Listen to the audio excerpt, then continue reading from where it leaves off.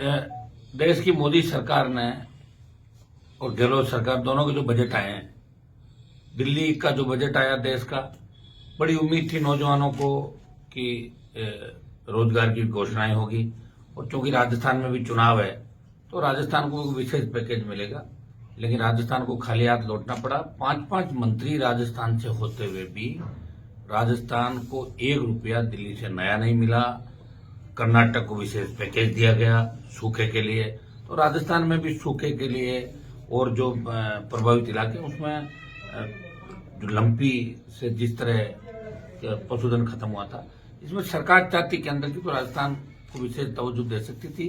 प्रधानमंत्री के 3 घोषणाएं हो गई। मानगढ़, जहां पे आदिवासी अंचल के अंदर जिस तरह आदिवासियों ने शहादत दी, जलियांवाला बाग की तर्ज पे बड़ी घटना थी, उसके बावजूद मानगढ़ पीएम जाते हैं, कोई घोषणा नहीं करते। फिर भीलवाड़ा के अंदर आसीन में गुर्जर समाज के कार्यक्रम में जाते हैं, कोई घोषणा नहीं करते। दौसा में जाते हैं, खाली हाथ लौटा देते हैं। उनको पता है राजस्थान में अपना आप लोग वोट डाल देंगे, उनको कुछ देने की जरूरत नहीं। और न हमारे मंत्री वहां ढंग से केंद्र में पैरोकारी कर रहे हैं। और बजट के अंदर जिस तरह उड़ जाया कि 7 लाख तक का जो इनकम टैक्स पेयर है उसको आपको पैसा नहीं देना पड़ेगा, ये लेकिन नए लोगों के लिए, पुरानों के लिए नहीं। जो नए इनकम टैक्स पेयर होंगे उनको ही 7 लाख में छूट दी गई। हमने मांग करी कि 10 लाख तक की छूट तमाम लोगों को मिलनी चाहिए इनकम टैक्स के अंदर। कुल मिला के दिल्ली का बजट निराशाजनक था। और राजस्थान का जो बजट आया ये चुनावी बजट है। और मुख्यमंत्री जी को अगर राजस्थान की इतनी चिंता होती तो बजरी की दरें, जिस तरह वो बजरी माफिया राजस्थान को चला रहा है, वसुंधरा को चला रहा था, गहलोत को चला रहा है, अपने दोनों जेब में कांग्रेस बीजेपी को रखता है। वो चैलेंज करता है कि मेरा कुछ करके दिखा दें। एकमात्र समूह को ठेके पहले बीजेपी सरकार के अंदर, इस सरकार में दिए गए। और बजरी माफिया का इतना आतंक है कि एसपी, कलेक्टर, आईजी बजरी माफिया के वहां पोस्टिंग के लिए खड़े रहते हैं राजस्थान के अंदर।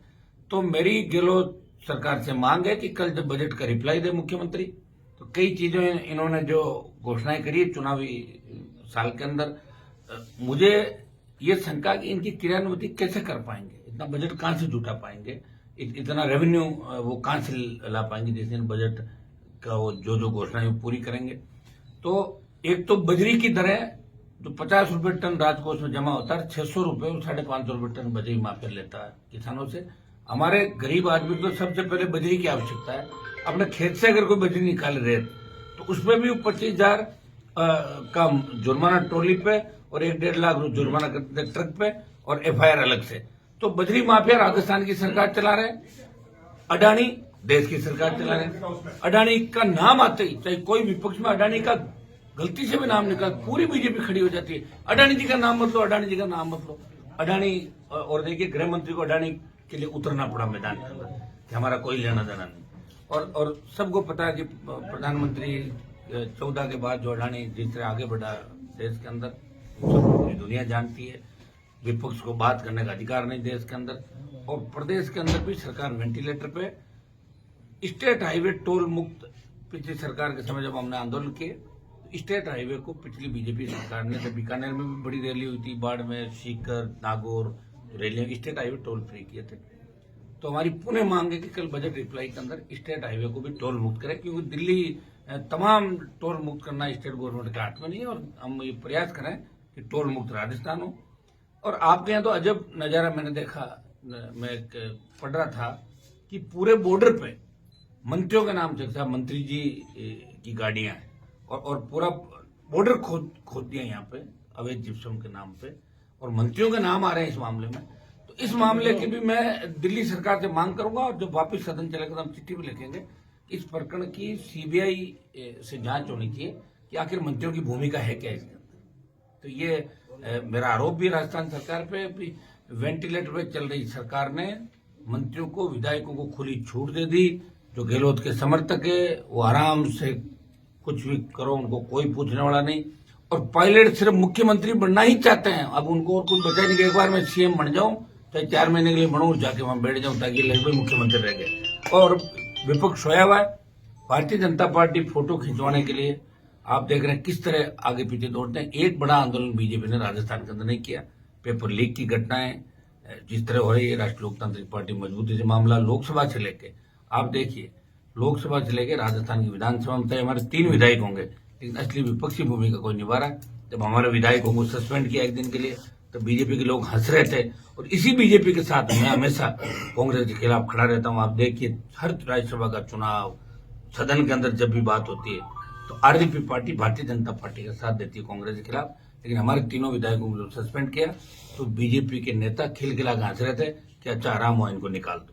ये स्थिति राजस्थान में भाजपा कांग्रेस मिली हुई है और ये किसी न किसी तरह सत्ता में बीजेपी बड़े काबिज होना चाहता है।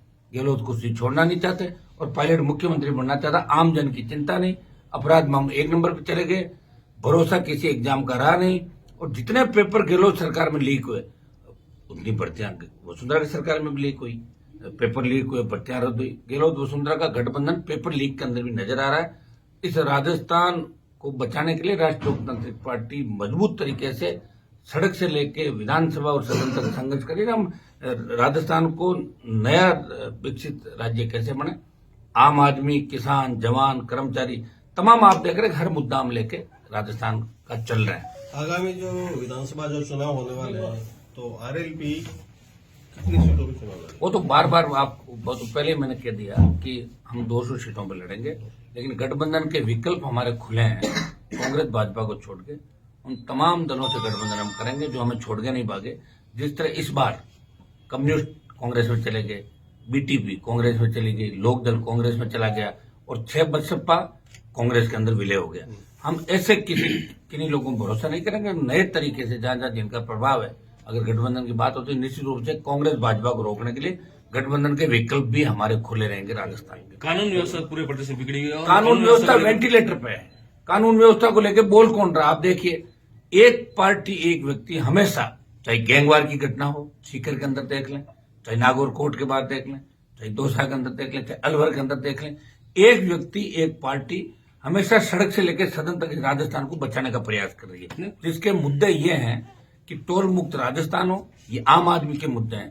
फ्री बिजली मिले किसानों को, कर्ज मुक्त किसान हो, रोजगार मिले और मजबूत लोकायुक्त राजस्थान के अंदर हो, ताकि लोकायुक्त को ये पावर हो कि वो मुख्यमंत्री मंत्रियों के खिलाफ सीधी कार्रवाई कर सके, एफआईआर दर्ज करने का अधिकार लोकायुक्त को। ये सारी मांगों के लिए हम तो प्रयास कर रहे हैं लगातार पिछले 15-20 साल से। आप देख रहे हैं कि सत्ता को बार बार छोड़ा, दिल्ली की अग्निपथ योजना का विरोध भी कर रहे हैं।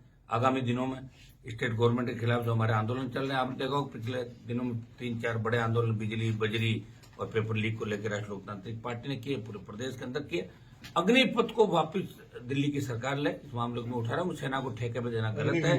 अग्निपथ जो है, जिसमें अग्निवीर की भर्ती है, अग्निपथ योजना जो लाए, सेना को ठेके पे दिया गलत है।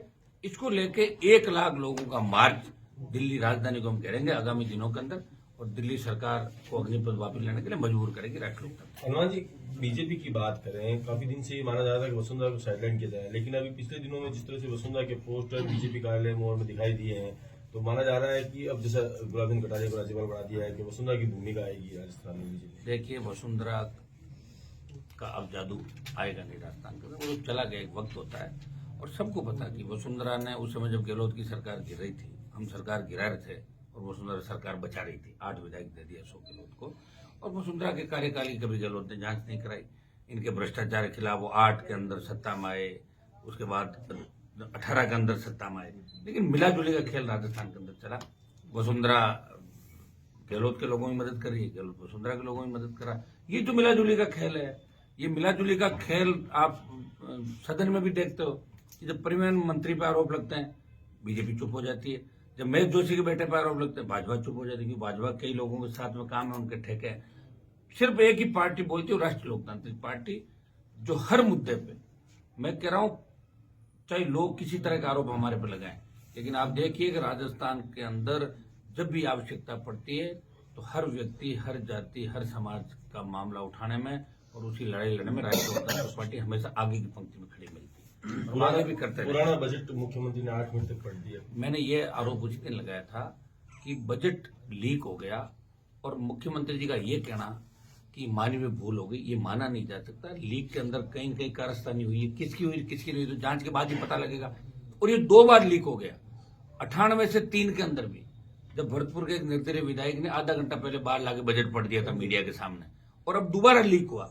और इस तरह कह देना कि मानवीय भूल थी, ये तो एक तरीके से संरक्षण देना हो गया। या तो कोई न कोई दबाव होगा सीएम पे, या वो आदमी जो है वो किसी उनके सीएम के करीबी आदमी का बहुत करीब होगा वो अधिकारी जिसने ये हरकत की। सर, पेपर लीक और बजट बजट लीक, इन दोनों में की सुरक्षा में कौन ज्यादा कड़ा रहता है और इन दोनों का लीक होना में ज्यादा गंभीर पेपर कौन है? लीक का मामला जब तक एक बार जांच सीबीआई को नहीं जाएगी ना, चाहे कोई सी भी देख लो, आप रीट की दे दो, चाहे इस सेकंड ग्रेड की दे दो, इसमें आरपीएससी का चेयरमैन पकड़ा जाएगा कि इन लोग के अंदर पेपर रजिस्टर बजट था, और वो पकड़ा जाएगा। रिया उसके अंदर जो रीट के अंदर जब जाडोली का नाम आया और जाडोली ने ये कह दिया, अब तो कांग्रेस के कार्यक्रम में भाग लेता, उसने कहा मुझे पकड़ोगे ना तो मैं मंत्री जी का नाम बता दूंगा और उनका बता दूंगा, अमित डाका का और उन सबका, जिसमें मैंने आरोप लगाया सीएमओ का, अमित डाका, देवाराम सैनी, अगर ये सारे नाम आ जाएंगे तो मुख्यमंत्री जी की पोल खुल जाएगी। इसलिए मामले को सीबीआई में नहीं दे रहा है और बीजेपी चुप है। क्या कर रही है बीजेपी बताओ मुझे? एक दिन हल्ला करके फोटो छपा के दूसरे दिन अपना सदन चलाते हैं, अपने भाषण छपाते भारतीय जनता पार्टी के लोग। क्या कर रहे हैं? मैं कह रहा हूं भारतीय जनता पार्टी की दिल्ली में सरकार है, अगर ये सीबीआई जांच कराना चाहे तो गवर्नर को कह सकते हैं, और गवर्नर सीएम को अगर कह दे कि आपको सीबीआई जांच करानी होगी, बयान भी दे दे, तो सीएम सीबीआई जांच कराएंगे। क्यों नहीं कराएंगे? सीएम ने पहले भी सीबीआई जांचें कराई, जब मलखान महिपाल मदेरणा का मामला हुआ, बाबूलाल नागर का हुआ, सीबीआई जांचें भी हुई, उनके मंत्री जेल गए। करानी चाहिए सीएम को, क्यों नहीं जांच कराने? आखिर किससे डर रहे हैं? तो ये अंगुली सीएम पे भी उठती है कि इनके करीबी लोग कौन है। अमित ढाका सहित जिससे वो सुरेश का नाम आया था, जो अमित ढाका के बहुत क्लोज था, घर पे आना जाना था, ये मैंने आरोप सारे लगाए थे, लेकिन जांच कौन करेगा? हम इसको लेके नहीं सर, कोर्ट तो कोर्ट सवाल- हाई कोर्ट के अंदर हम सर, मेरा सवाल प्लीज, सवाल ये है मेरा कि पेपर लीक और बजट लीक दोनों में जो सुरक्षा, इन दोनों में किसकी सुरक्षा ज्यादा कड़ी रहती है? और दूसरा उसके साथ जुड़ा हुआ है एक मिनट, और दोनों के जो लीक हुए उसमें दोनों में ज्यादा गंभीर कौन सा है? दोनों ही बजट भी देखिए, आत्मा होती है स्टेट की। बजट के दिन उम्मीद होती है हर वर्ग को कि आज बजट आएगा, जवान, किसान, कर्मचारी, हर कोई देखता है नई चीज आएगी, और पेपर के अंदर बच्चों के भविष्य का सवाल होता है। तो पेपर जो लीक है और बजट लीक, मैं तो इसके अंदर दोनों को ही मानता हूँ, दोनों गंभीर मामले हैं और दोनों में उच्च स्तरीय जांच करके पर्दाफाश होना चाहिए। लेकिन कौन करेगा? ये तो नहीं करेंगे। एसओजी इनकी है, बड़ा नाम आता है, एसओजी चुप हो जाती है, पोस्टिंग लेने के लिए अधिकारी कुछ का कुछ कर लेता है। आप देखिए उस समय जिस तरह हमारे फोन टैप किए, तो सारा काम जो ब्यूरोक्रेसी का और एडीजी इंटेलिजेंस का सबसे बड़ा काम होता है, तो सारा काम इनका तो यही रह गया, सीएम को डाके काम करके काम बताना, खुद की पोस्टिंग पक्की रखना। अब काम करे कि नहीं करे? विधायक दल की बैठक नहीं बुला पा रही कांग्रेस पार्टी, कि विधायक दल की बैठक होती है कहीं जुतम पेजार नहीं हो जाए अंदर। मुझे देखिए, कांग्रेस बहुत खराब हालात के अंदर है और बीजेपी भी बहुत खराब हालात के अंदर। बीजेपी के कई बड़े नेताओं ने प्रदेश अध्यक्ष पे गंभीर आरोप लगाए कि हम धरना दे रहे हैं और प्रदेश अध्यक्ष और पार्टी हमारा साथ नहीं दे रही। तो लगे दोनों पार्टियों में मुख्यमंत्री बनने की होड़ है, हर कोई सीएम बनना चाहता है।